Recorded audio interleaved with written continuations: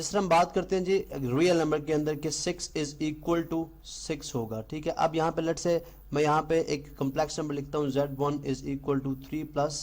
7 iota. अब question ये है क्या 3 प्लस 7 आयोटा यानी z1 जो है वो z1 के ही इक्वल है या वो किसी और नंबर के इक्वल हो सकता है, ठीक है। तो हम जिस तरह रियल नंबर्स के अंदर प्रॉपर्टीज पढ़ते हैं जिसको हम बोलते हैं जी कि रिफ्लेक्सिव लॉ या रिफ्लेक्सिव प्रॉपर्टी, ठीक है, रिफ्लेक्सिव लॉ, वही लॉ जो है वो कम्प्लेक्स नंबर के अंदर भी एज इट इज पाया जाता है, जो इस बात को जो बयान करता है कि जो कम्प्लेक्स नंबर होते हैं उसके अंदर भी हर नंबर की जो पोजीशन है वो क्या है, यूनिक है, ठीक है। यानी कोई भी नंबर किसी दूसरे नंबर के इक्वल नहीं हो सकता, हर नंबर अपने आप के इक्वल है। जैसे यहाँ पे मैं लिखा, इसका मतलब है 3 प्लस 7 आयोटा जो है वो 3 प्लस 7 आयोटा के अलावा किसी और के इक्वल नहीं हो सकता, ठीक है। अब ये बात आप जो है इक्वलिटी ऑफ कॉम्प्लेक्स नंबर से भी अंडरस्टैंड कर सकते हैं कि जो नंबर आपस में इक्वल होते हैं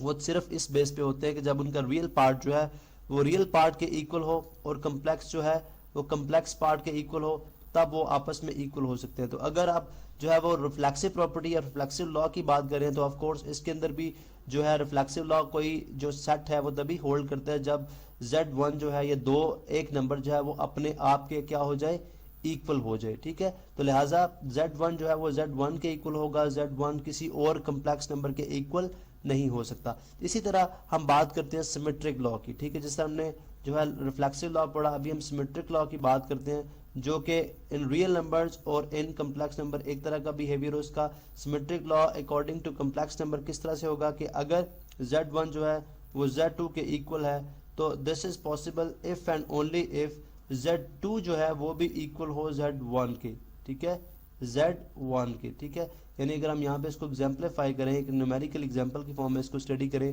तो हम यूँ बात कर सकते हैं कि अगर 4 प्लस 5 आयोटा, ठीक है, इक्वल हो 4 प्लस 5 आयोटा के, ठीक है, तो ये सिर्फ उस वक्त पॉसिबल है, ये उस वक्त पॉसिबल है जब ये 4 प्लस 5 आयोटा, ठीक है, भी इक्वल हो। चले हम इसको डिफरेंट कलर्स कर लेते हैं जिससे हमें अंडरस्टैंड करना आसान हो जाएगा, ठीक है। अगर ये 4 प्लस 5 आयोटा जो मैंने येलो कलर के अंदर लिखा है ये ग्रीन वाले 4 प्लस 5 आयोटा के इक्वल है, जो कि बेसिकली एक ही नंबर है। मैं सिर्फ उनके दरमियान z1 और z2 की फॉर्म में कलर्स चेंज करके मैं बता रहा हूँ कि ये z1 है और ये z2 है, ये आपस में इक्वल है, ठीक है। अगर ये आपस में इक्वल है सिर्फ तभी पॉसिबल हो सकता है जब ये 4 प्लस 5 आयोटा जो है वो भी किसके इक्वल हो, यानी ये 4 प्लस 5 आयोटा जो है वो भी किसके इक्वल हो, जो येलो में हमारे पास 4 प्लस 5 आयोटा है। यानी हम सिंपली वही बात करें कि z1 अगर z2 के इक्वल है तो ये अंडरस्टूड सी बात है कि z2 z1 के इक्वल होगा। तो ये बेसिकली सिमेट्रिक लॉ है। यानी आप देखते हैं कि रियल नंबर्स के अंदर अगर हम x इज इक्वल टू 1 यानी सोल्यूशन सेट में हमारे पास जैसे रियल नंबर में सोल्यूशन सेट आ जाता था अगर लेफ्ट हैंड साइड पे 2 इज इक्वल टू x, तो हम इसको फाइनली जब आंसर में लिखते हो तो हम x इज इक्वल टू 2 कर लेते हैं, ठीक है। तो बेसिकली वही प्रॉपर्टी है, ये सिमेट्रिक लॉ की मदद से ही हम इस तरह से बात करते हैं और ये जो है वो कॉम्प्लेक्स नंबर के अंदर भी इसका कॉन्सेप्ट जो है वो एज इट इज़ है।